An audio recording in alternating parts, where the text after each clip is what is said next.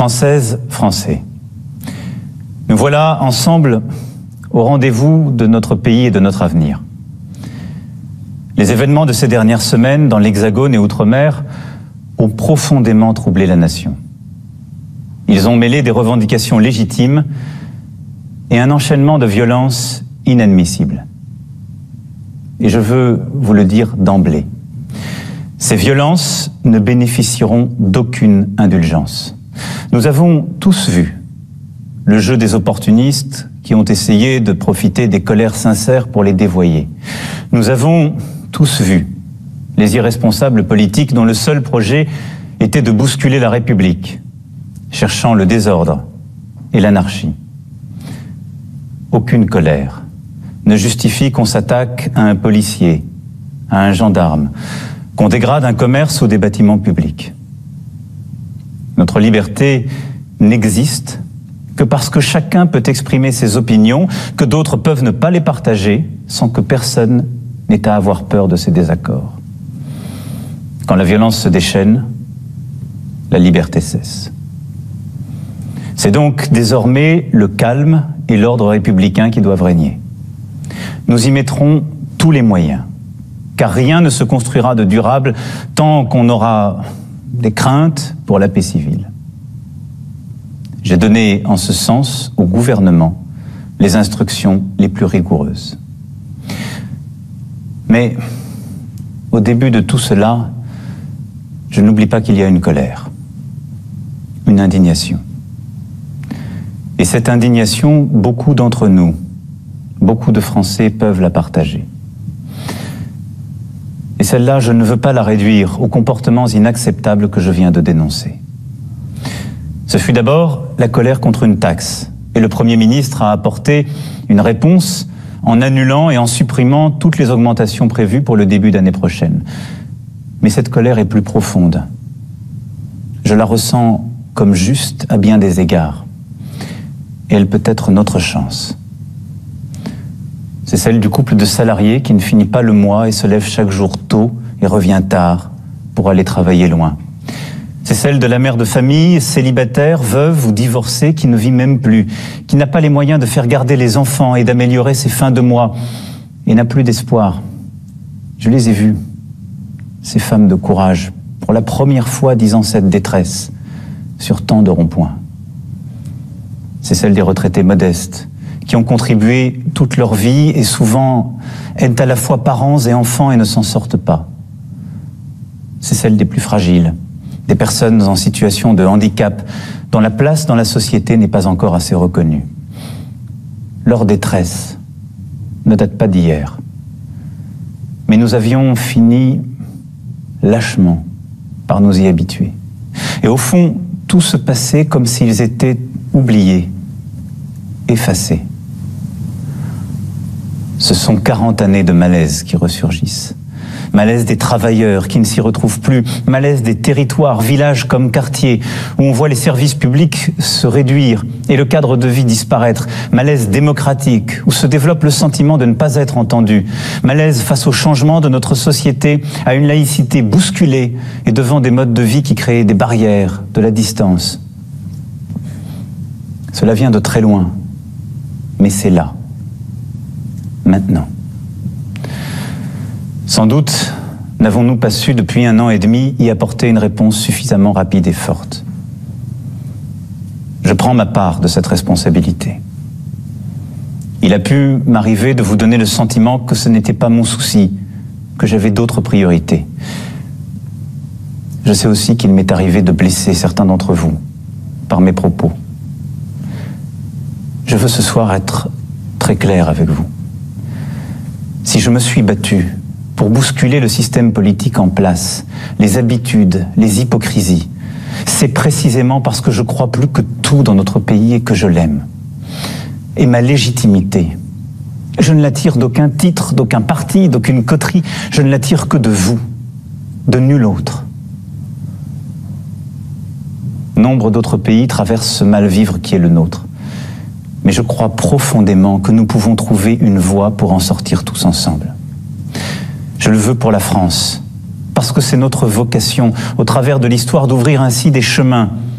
jamais exploré pour nous-mêmes et pour le monde.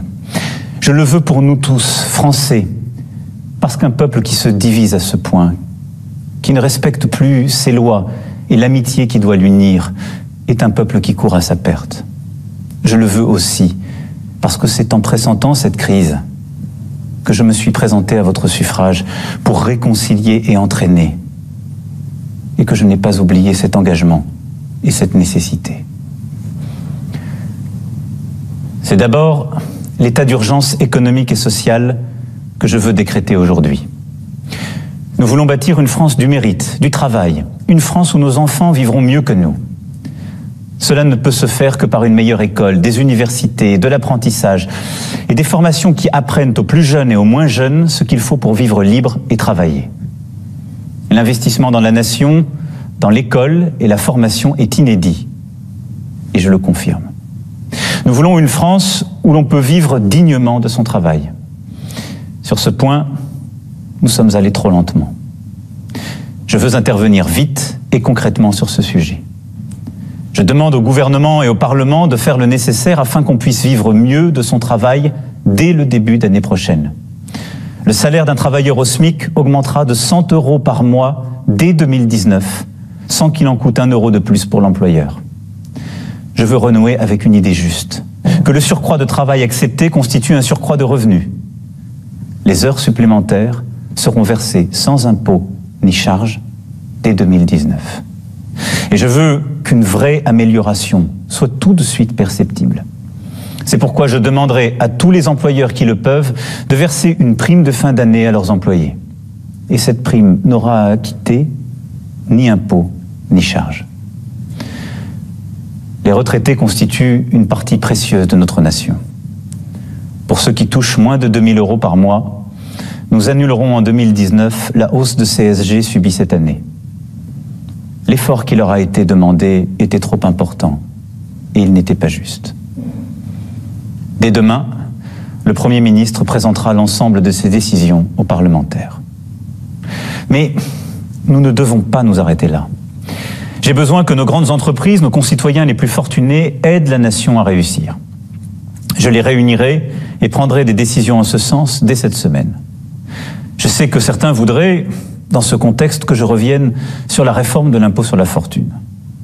Mais pendant près de 40 ans, il a existé. Vivions-nous mieux durant cette période? Les plus riches partaient et notre pays s'affaiblissait. Conformément aux engagements pris devant vous, cet impôt a été supprimé pour ceux qui investissent dans notre économie et donc aident à créer des emplois. Et il a été maintenu au contraire pour ceux qui ont une fortune immobilière. Revenir en arrière nous affaiblirait alors même que nous sommes en train de recréer des emplois dans tous les secteurs. Cependant, le gouvernement et le Parlement devront aller plus loin pour mettre fin aux avantages indus et aux évasions fiscales. Le dirigeant d'une entreprise française doit payer ses impôts en France. Et les grandes entreprises qui y font du profit doivent y payer l'impôt. C'est la simple justice. Vous le voyez, nous répondrons à l'urgence économique et sociale par des mesures fortes, par des baisses d'impôts plus rapides, par une meilleure maîtrise des dépenses, plutôt que par des reculs. J'entends que le gouvernement poursuive l'ambition des transformations de notre pays que le peuple a choisi il y a maintenant 18 mois. Nous avons devant nous à conduire une réforme profonde de l'État, de l'indemnisation du chômage et des retraites. Elles sont indispensables. Nous voulons des règles plus justes, plus simples, plus claires et qui récompensent ceux qui travaillent. Mais aujourd'hui, c'est aussi avec notre projet collectif que nous devons renouer, pour la France et pour l'Europe. C'est pourquoi le débat national annoncé doit être beaucoup plus large. Pour cela, nous devons avant toute chose assumer tous ensemble tous nos devoirs. Le devoir de produire pour pouvoir redistribuer, le devoir d'apprendre pour être un citoyen libre, le devoir de changer pour tenir compte de l'urgence de notre dette climatique et budgétaire. Pour réussir, nous devons nous rassembler et aborder ensemble toutes les questions essentielles à la nation. Je veux que soient posées les questions qui touchent à la représentation, la possibilité de voir les courants d'opinion mieux entendus dans leur diversité, une loi électorale plus juste, la prise en compte du vote blanc, et même que soient admis à participer au débat des citoyens n'appartenant pas à des partis.